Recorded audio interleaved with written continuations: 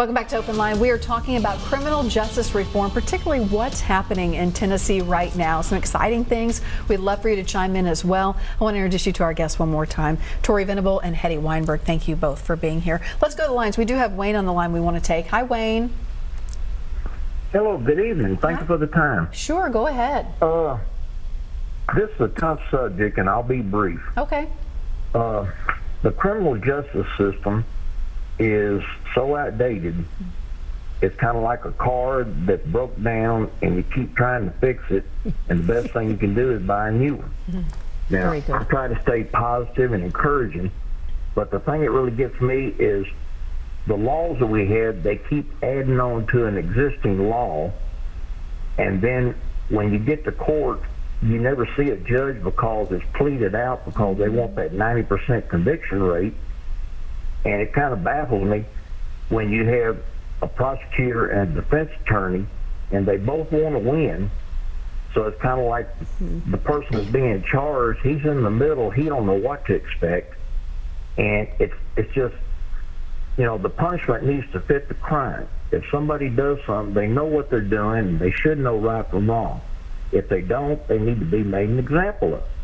Now that sounds hard and cruel, but you know, look at all these people that they commit a crime, and my dad said this, only in America can you commit a crime and get caught and become famous, and it doesn't make sense. In other words, the criminal has the advantage.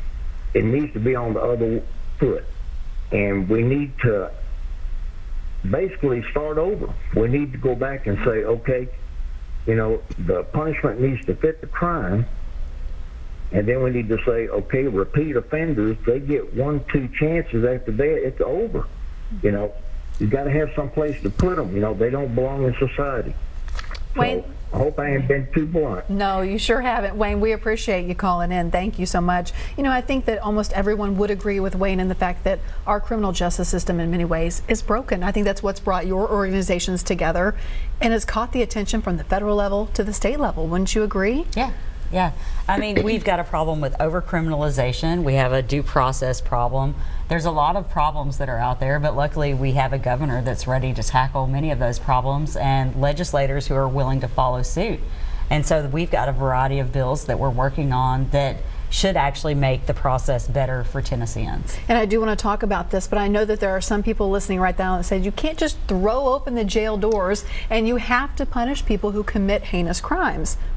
That's what we're still talking about, though. Yeah, that's what I think is so important, because, and I understand what Wayne's saying, it's incredibly frustrating, especially if you've had an experience within the system, both either as an offender, a family's offender, a victim, a family of a victim. And what we're recognizing, and Tori just spoke to, the over-criminalization, basically, of poverty. And what we see, if you look at who is in jail, who is in prison, they are people typically of color, very poor people, who haven't been given sometimes the opportunity that some of us have been given. And so the goal is, if you send someone to jail and prison, and the reality is people are not going to be there for life unless, as he says, it's a heinous crime, and then people are there for life.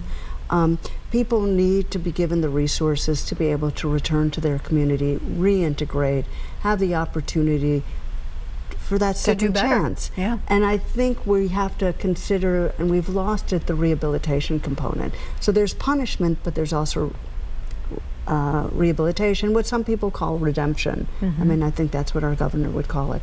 And so that's why the conversation that's taking place is about sentencing reform. How long do you keep someone in prison? What should the resources be available while they're in prison? And then how do you ensure that they're given some opportunity when they get out, that they get a job that's more than minimum wage, so that they're able to really survive and, you know, have a community of support where they can move forward. Well, you know, if you think about how much it costs to incarcerate an individual, currently, I guess the most recent numbers I've seen were right around, what, $24,000 a year. So one person. For one person, for 1 year, that's taxpayer dollars. We should be using those resources to lock up people who are a danger to public safety, who do commit those heinous crimes, not people that we're just mad at, or people that are suffering through an addiction that actually need help, so that they do not continue that cycle. And so there's a lot of things that we can do that are going to break that chain, and that's what we'd like to see happen. Let's go back to the lines. We have Dorothy waiting ever so patiently. Hi, Dorothy. How you doing? I'm good. How are you? Okay. I have three little things to say. Okay. First one, when these fellas come out of the pen, they still got a felony on them. Nobody's hiring nobody with a felony. Okay. Then when they go to the probation court, they have to pay. How you gonna pay if you don't have any money? Then you get a warrant and put them back in pen. It's a rotation. Yep. The second thing, that silly problem of coming up, don't call the police. If you discipline your child, they can call the police on you. And the third thing is, while you're small, parenting begins at home. Discipline begins at home. Because you got the crazy dope fiend that beats the children. But everybody's not a dope fiend. They're trying to chastise their children while they're young. You can't wait till they get 18 and 19 to start. Sure. Tell me about the felony. Yeah, let's talk about that, because that is a great topic. She described that revolving door so well. Is exactly what happens time and time and time again. I know there have been efforts up on our own Capitol Hill to change the story. Can you talk about what's been done and what is being worked on? Sure. So we, a few years back, passed the Fresh Start Act, and that allows individuals that had a criminal background, whether it's felony or misdemeanor, to be able to go out and get an occupational license. So you would need an occupational license for a number of different professions here in Tennessee, because we're one of the most regulated states when it comes to that. Before, you couldn't even get a barber's license if you had a felony. So it took out a lot of the different jobs that were really good paying jobs for individuals that would have had a background. So basically, with the Fresh Start Act, they can't ban you from getting that license unless the license is directly related to the previous crime. So you couldn't have embezzled money and then become an accountant, for instance. So that's the difference there. But the employment is the biggest factor. So you know, a lot of times individuals will make a bad decision in their early 20s, late teens, and it will hang around them like an anchor around their neck for the rest of their lives. This is what we need to stop, because if an individual cannot get gainful employment, the only thing that they're going to have left is to continue that cycle of crime so that they have a way to make a living. So this is something that really needs to be addressed. We've worked on it previously, and you can't, as the government, ban the box. I know a lot of state governments have made that decision. And that's talking about having to check the felony box on a job application. Right. But it comes down to employers making that decision, that they do believe in redemption, that they are going to take a chance on individuals, and that this is something that we need to do as a society overall. So our state and a number of cities in Tennessee have banned the box as it relates to government employment. But the private sectors, in some states they have passed laws like that. In Tennessee, we have not passed a law like that, and so there's a lot of reliance on companies to in fact do that. And a number of companies, 500, the large companies, have been doing that. When Tori talked about the Fresh Start Act, the irony is that folks, when they're in prison, have learned to be barbers or plumbers, trained for it, and then they get out. They were getting out and unable to get those jobs. So again, that was when we raised awareness about that issue. The legislature heard it very clearly and wanted to remedy it. And I think that just because as a reporter, I covered the criminal justice system for a very long time. I was a court beat reporter, so I learned a lot about the justice system, how it works well and how it doesn't. But if you have been lucky enough not to be a victim of a crime or have never been a perpetrator, a lot of people, I think, learn about the criminal justice system through television shows. And that's what they think, boom, boom, it always works just like that, like Law and Order. And it doesn't, not at all. But I just think, like you said, once people become aware, a lot of this becomes common sense that Republicans and Democrats can get behind and say, how do we move forward in a better way? Are you finding that cooperation on Capitol Hill? We are, and I think one of the things we're most excited about this session is a bill focusing on voter restoration. Again, many people don't know that individuals with felony convictions upon their conviction, they lose their voting rights. They become disenfranchised. And some can never get their rights back. Others can get their rights, are only able to get their rights back after they've completed prison, probation, parole, and then paid back their very large fines and fees. And the state is the only state in the country that also requires that an individual be current in child support. Wow. That was a bill passed about, amendment to a bill, a law passed about 12 years ago. And so the reality is we are disenfranchising people a second time. Not only are they allowed to participate in our community, but they're shunted back and said, we don't care what your voice is. Yes, we punished you once in prison, now we're going to punish you again.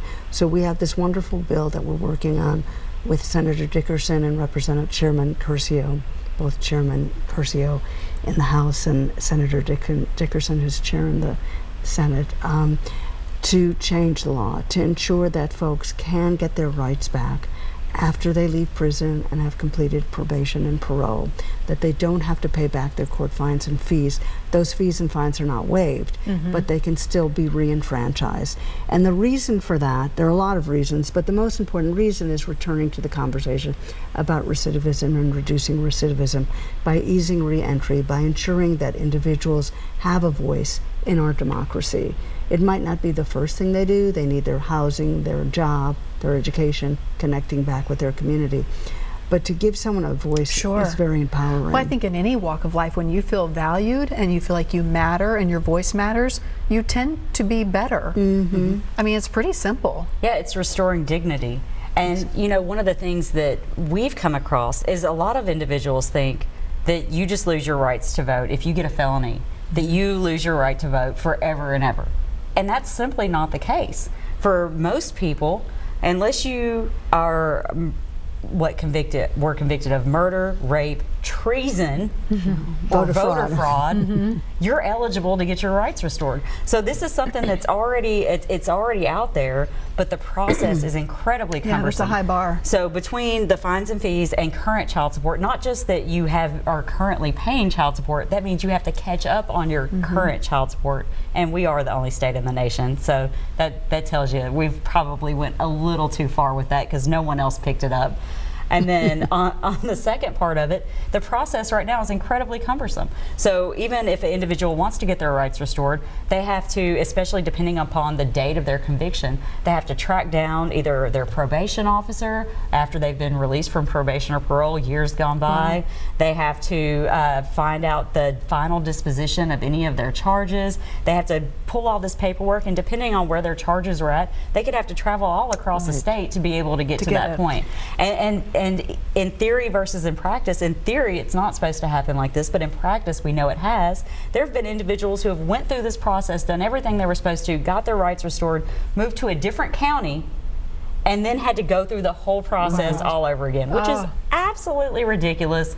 That is something that we can streamline that process. We can make it better for Tennesseans, and it's something that we've all agreed that we can work together on.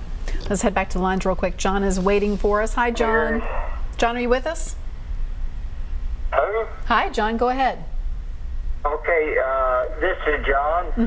I'd like to ask Miss Hedy Weinberg there what background she has in law, if she's an attorney, or what background she has in law enforcement. Okay, great. We'll answer that question here real quick.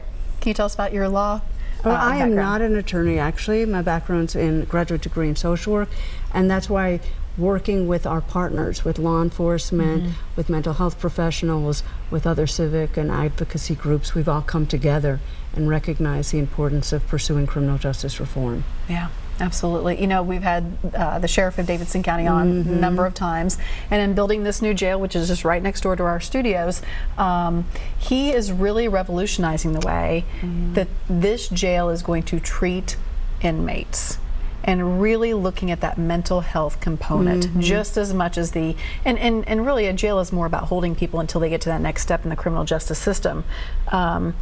but really just taking a different approach to it. Don't He's you been agree? a leader. There's no question he's been a leader in the innovations and the importance of understanding. Some people are pre-trial, but some folks are in jail if they have a shorter sentence or if they're waiting to be transferred to the state prison. So what we're seeing happen in Davidson County is actually magnificent in terms of recognizing the kinds of changes that we need to see all over the state.